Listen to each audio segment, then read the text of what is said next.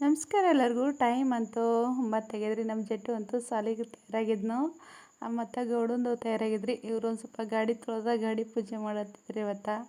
ಅಂದ್ರೆ ಡೈಲಿ ಏನು ತೊಳೆದು ಪೂಜೆ ಮಾಡೋದಂತ ಯಾರಿಗೂ ಆಗಂಗಿಲ್ಲ ರೀ. ಇವತ್ತು ಒಂದು ಸ್ವಲ್ಪ ಇದು ಇತ್ತಲ್ರಿ, ಹಂಗಾಗಿ ಕಿಸಿಂದ ಒಂದು ಸೋಮವಾರ ಅದಕ್ಕೆ ಗಾಡಿ ತೊಳೆದ ಕಿಸಿಂದ ಒಂದು ಸ್ವಲ್ಪ ಪೂಜೆ ಮಾಡತ್ತಿದ್ರು.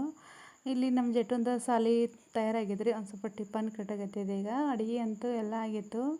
ಇವತ್ತಿನ ಲಾಗ್ ಅಂತೂ ಸ್ಕಿಪ್ ಮಾಡದೆ ಕೊನೆ ಎಂಡವರೆಗೂ ನೋಡಿರಿ. ಯಾಕಂದರೆ ಇವತ್ತೊಂದು ರೆಸಿಪಿ ಮಾಡತ್ತಿದೆ. ಯಾವ ರೆಸಿಪಿ ಅಂತೇಳಿ ಸ್ಕಿಪ್ ಮಾಡದೆ ನೋಡಿರಿ. ನಮ್ಮ ಚೆನ್ನಮ್ಮ ಅದಿಷ್ಟ ಕಸ ಹುಡುಗತ್ತಿಲ್ರಿ. ಇವತ್ತು ಏನೋ ಹಿಂಗೆ ಮನ್ಸು ಬತ್ತಂದ್ರೆ ಮಾಡಿರ್ತಾಳೆ ಎಲ್ಲದಂದು. ಇಲ್ಲಾಂದ್ರೆ ಇಲ್ಲ ಅಷ್ಟೇ ಇದು ಮಾಡೋಂಗಿಲ್ಲ. ಯಾಕಂದರೆ ಆಕಿನೂ ಸಾಲಿಗೆ ಹೋಗ್ತಾಳಲ್ರಿ. ಹಂಗಾಗಿ ಮುಂಜಾನೆ ಆಕಿನೂ ಅವ್ರ ಕೂಡನೇ ಹೋಗ್ತಾಳೆ 9ಕ್ಕೆ. ವಿಡಿಯೋ ಮಾಡಬೇಕಾದ್ರೆ ಡೈಲಿ ಒಂದೊಂದು ಹೊಸ ರೆಸಿಪಿ ಹಾಕಿರ್ಬೇಕ್ರಿ. ನನಗೆ ಈ ಕಡೆ ಏನೋ ರೆಸಿಪಿನೂ ಮಾಡೋದಾಗಿದ್ದಿಲ್ಲ. ಅದಕ್ಕೆ ಇವತ್ತು ಮನೆಯಾಗಿದ್ದಾರೆ, ಹೊಲಕ್ಕೆ ಹೋಗಿದ್ದಿಲ್ಲ. ಯಾಕಂದರೆ ಹೊಲ್ದಾಗ ಭೀ ಒಂದು ಸ್ವಲ್ಪ ಏನು ಕೆಲಸ ಇದ್ದಿದ್ದಿಲ್ಲ. ಆದರೆ ಈ ಲಾಗಂತೂ ಒಂದು 2-3 ದಿನದಿಂದ ಹಿಂದಿಂದ ಇತ್ತು. ಇವಾಗಂತೂ ಕೆಲಸ ಅವಕರೆ. ಆದರೆ ಈ ಲಾಗ್ನಾಗಂತೂ ಹೊಲಕ್ಕೆ ಹೋಗಿದ್ದಿಲ್ಲ. ಅದಕ್ಕೆ ಮನೆಗೆ ಇದ್ದೆ ಅಂತ ಹೇಳ್ಕಿಸ್ನ ಏನೋ ಒಂದು ರೆಸಿಪಿ ಮಾಡತ್ತಿದ್ದೆ. ಅದಕ್ಕೆ ಇದಿಷ್ಟು ಬಾಂಡೆ ತೊಳೆದ್ರೆ ಮಾಡಿದ್ರಾಯ್ತು. ಮತ್ತು ಸಂಜೆ ಟೈಮಿಗೆ ಅಂತೇಳಿ ಗೆಸಿಂದ ಅದಿಷ್ಟು ಬಾಂಡೆ ತೊಳೆಯತ್ತಿದ್ರಿ. ಈಗ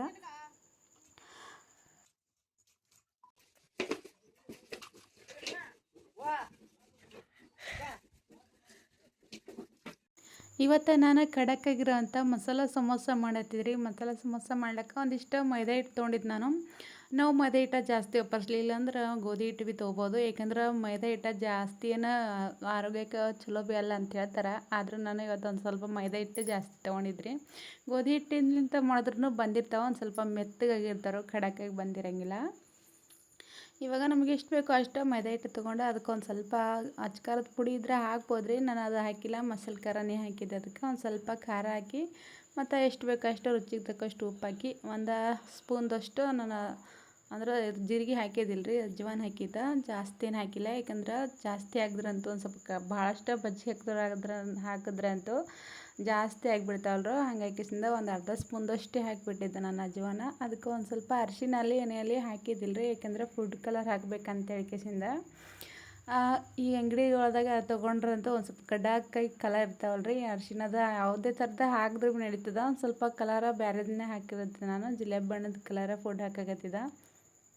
ಇವಾಗ ಎಲ್ಲ ಹಾಕಿಸಿಂದ ಮಿಕ್ಸ್ ಮಾಡಿಬಿಟ್ಟು ಒಂದು 10-15 ನಿಮಿಷ ನಾದಿಟ್ಬಿಟ್ರೆ ಆಯ್ತು ರೀ. ಅದಕ್ಕೆ ಮತ್ತೊಂದೇನೋ ಯಾವುದೂ ಥರದ ಹಿಟ್ಟು ಹಾಕಿಲ್ಲ, ಬರೀ ಮೈದಾ ಹಿಟ್ಟು ಹಾಕಿಸಿಂದ ಕಲ್ಸಿಟ್ಟಿದ್ರಿ. ಮತ್ತು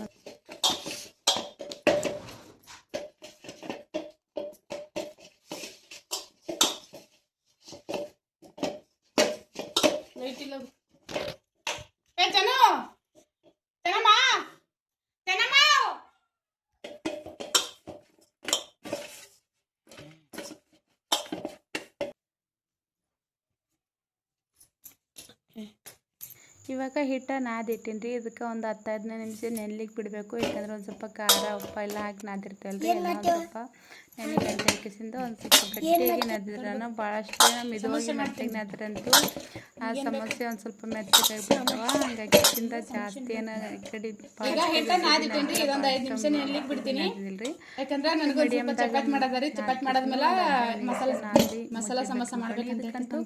ಸೋಡಾ ಅಲ್ಲಿ ಏನು ಒಲೆ ಹಾಕಿಲ್ರಿ. ಮತ್ತು ಸೋಡಾ ಹಾಕಿದ್ರಂತೂ ನಾವು ಪಟಾಟಿಗೆ ಪಲ್ಯ ಐತೆ ಯಾವ ಥರ ಸಮೋಸ ಮಾಡಿಟ್ಟು ಆ ಥರ ಮೆತ್ತಗಾಗಿಬಿಡ್ತಾವಲ್ರಿ. ಹಾಗಾಗಿ ಕೆಸಿಂದ ಇದಕ್ಕೇನೋ ಸೋಡಾ ಹಾಕಿದ್ದಿಲ್ಲ, ಬರೀ ಅಜ್ವಾನ ಒಂದಿಷ್ಟು ಖಾರ ಉಪ್ಪು ಹಾಕಿ ಕೆಸಿಂದ ನಾದಿದ್ದೀನಿ. ಇವಾಗ ಇದಿಷ್ಟು ಜಾಸ್ತಿ ಮಾಡ್ಬೇಕು ಅಂದ್ಕೊಂಡೀನಿ ರೀ. ಯಾಕಂದರೆ ಒಲೆ ಮೇಲೆ ಮಾಡಬೇಕಾದ್ರೆ ಎಣ್ಣೆ ಇದ್ದಾಗ ಹಾಕಿ ಕರಿಬೇಕಾದ್ರೆ ಜಾಸ್ತಿ ಇದಾಗ್ತದೆ ಒಲೆ ಮೇಲೆ ಆದ್ರೆ.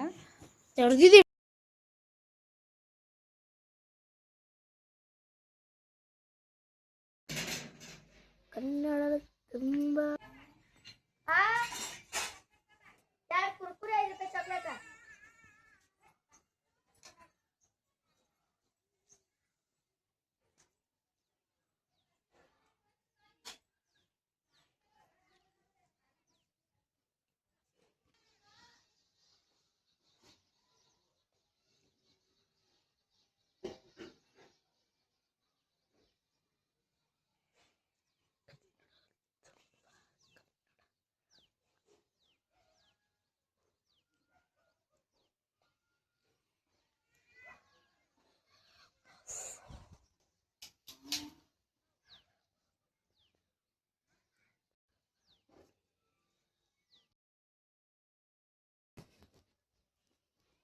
ನಮ್ಮ ದೋಸ್ತರ ಮನೆಗೆ ಹೋಗ್ಬರ್ತೀನಿ. ಎದಕ್ಕ ಕಾಫಿ ತಗೊಂಡ್ಬರ್ತೀನಿ. ಕಾಪಿ ಎದುರ್ತಮ್ಮ ಎದ್ರದು ಹೋಮ್ವರ್ಕ್ ಕಾಫಿ.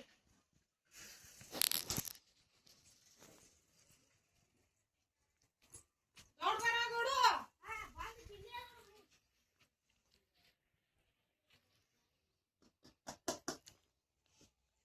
ಚಪಾತ್ ಮಾಡ್ಬೇಕ್ರಿ ಹಿಟ್ಟು ಹಾಕ್ತೀನಿ ಚಪಾತ್ ಮಾಡಕ ಜಿಟ್ಟು ದಂಡಿಗೆ ಹೋಗ್ಬೇಡ ಕಡಿಮೆ ಆಯ್ತಕ್ಕ ಆ ಗೋಳಿ ತಗೋತ್ ಹೇಳಿ ನೀನು ಪಾಪ್ಯ ತಮ್ಮನ್ ಗೋಳಿ ಇಲ್ಲ ತಂಗಿ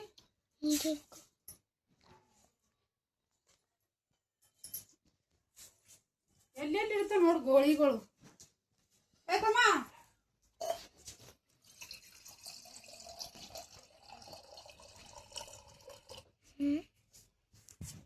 ಕಿವಿ ಪ್ಯಾನ್ ಎಲ್ಲ ಗೋಳಿ ಅಲ್ಲೇ ಇಟ್ಟಿದ್ವಿ ತೊಳಗ್ ಬರ್ಲ ಗೋಳಿ ಒಂದೇ ಸ್ವಲ್ಪ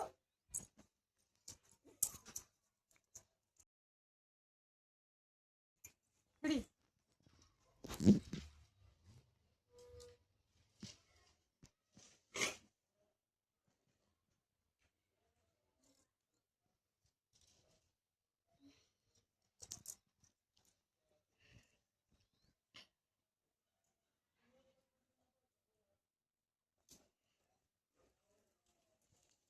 ಯಾವಾಗ ಕಿವಿ ಬ್ಯಾನ್ ಆಗ್ತದ ಅವಾಗ ಗೋಳಿ ತೊಳೋದಿಲ್ಲ ತಿಕ್ಬೇಡ ಕಿವಿ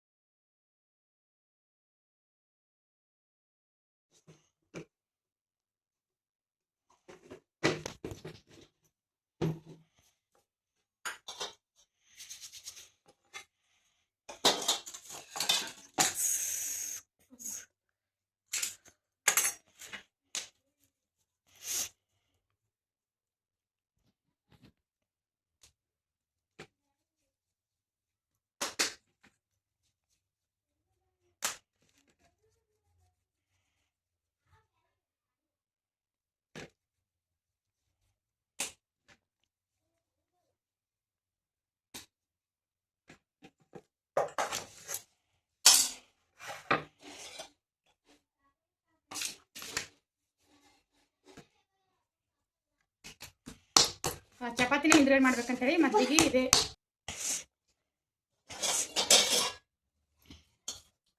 ಅಕ್ಕ ಅಡಿಗೆ ಮನೆ ಮುಚ್ಚತ್ತೇಳು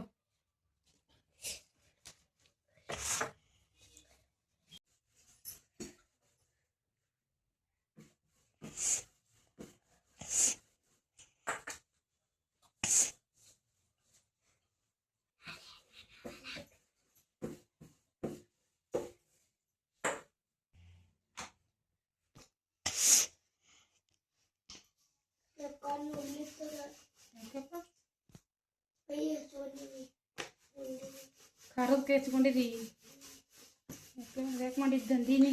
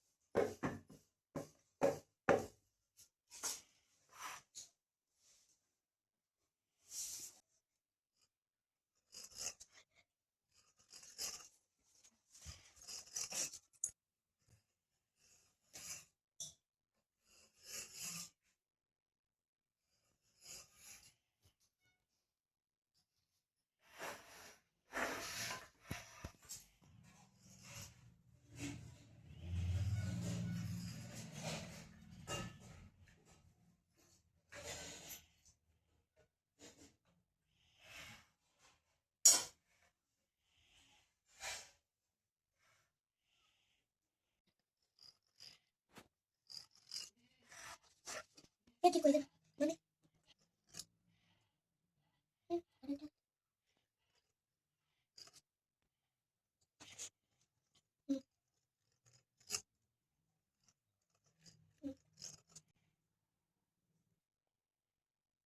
ಇದು ಕರೆಕ್ಟ್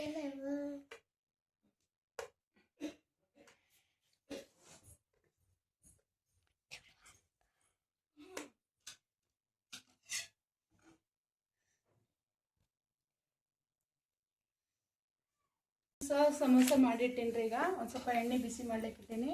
ಅದಕ್ಕೆ ಅದಿಷ್ಟು ಎಣ್ಣೆ ಬಿಸಿ ಆಗೋದಾಗ ಇದೊಂದು ಚಪಾತಿ ಲಟ್ಟಿಸ್ಕೊಂಡ್ಬಿಡ್ಬೇಕು. ಮಾಡಿ ಬಟ್ಲಿ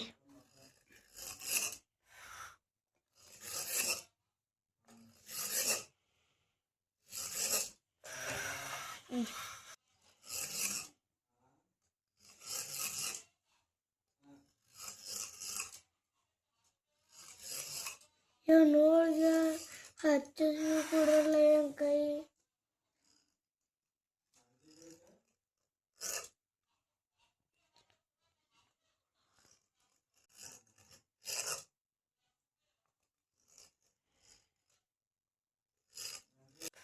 ಸರಿ ಇದಕ್ಕೂ ಹೋಗ್ಬೇಕು. ಬರ್ತಾವ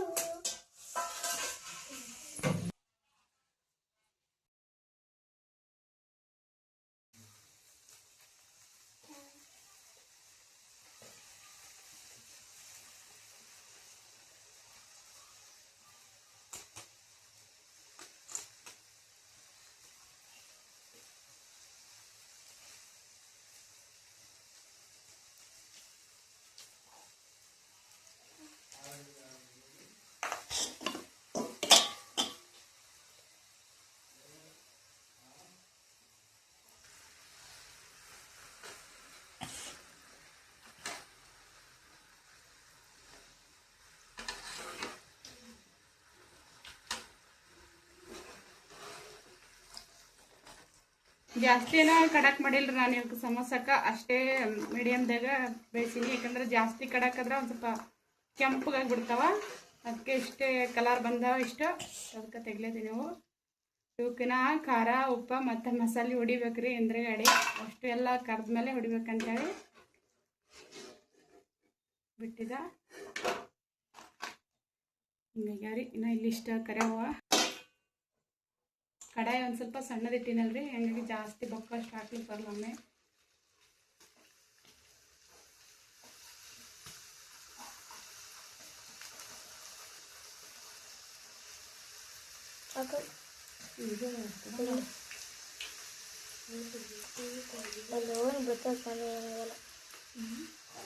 ಏನಾಗಲ್ಲ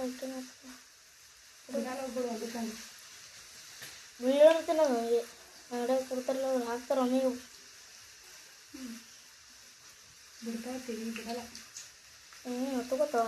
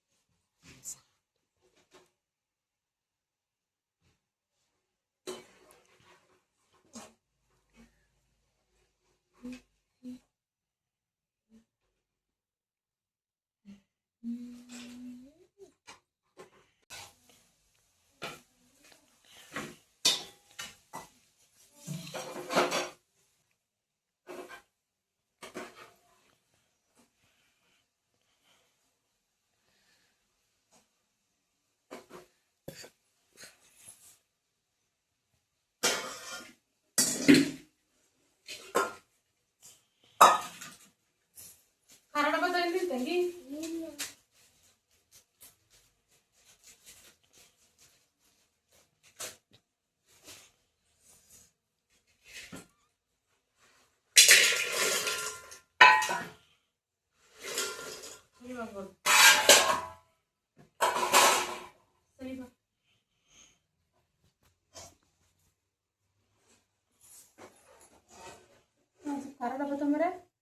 ಒಂದು ಸ್ವಲ್ಪ ಉಪ್ಪು ತೊಗೊಂಡು ಉಪ್ಪು ಬಿಡಲ್ಲ ಬೇರೆ ಮಸಾಲೆ ಹೊಡೆದು ಬಿಡಿ.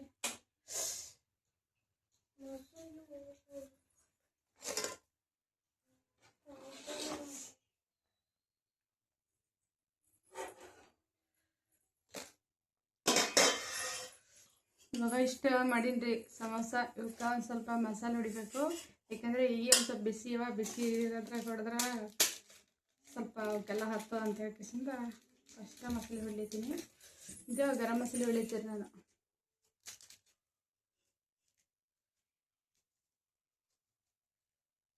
ಖಾರ ಡಬ್ಬ ತುಂಬ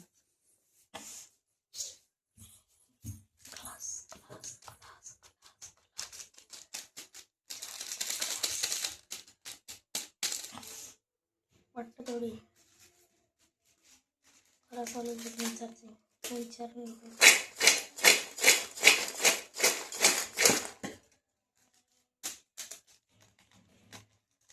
तर पड़तो बा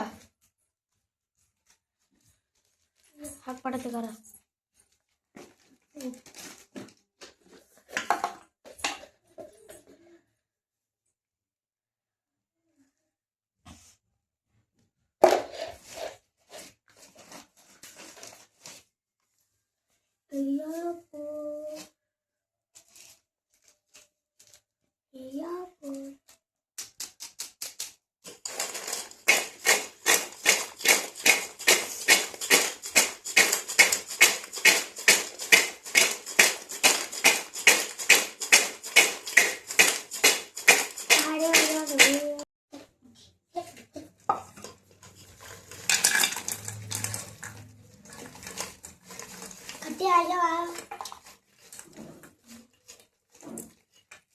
ಇವಾಗ ಇದಿಷ್ಟು ಸಮೋಸ ಮಾಡೋದಂತ ಐತ್ರಿ. ಇದಕ್ಕೆ ನಾನು ಗರಂ ಮಸಾಲೆ ಒಂದು ಸ್ವಲ್ಪ ಖಾರ ಹಾಕಿದ್ರಿ. ಅದರ ಮಸಾಲೆ ಖಾರನ ಹಾಕ್ಬಾರ್ದು, ಖಾರದ ಪುಡಿ ಇದ್ದಿದ್ರೆ ಅದು ಹಾಕಬೇಕು.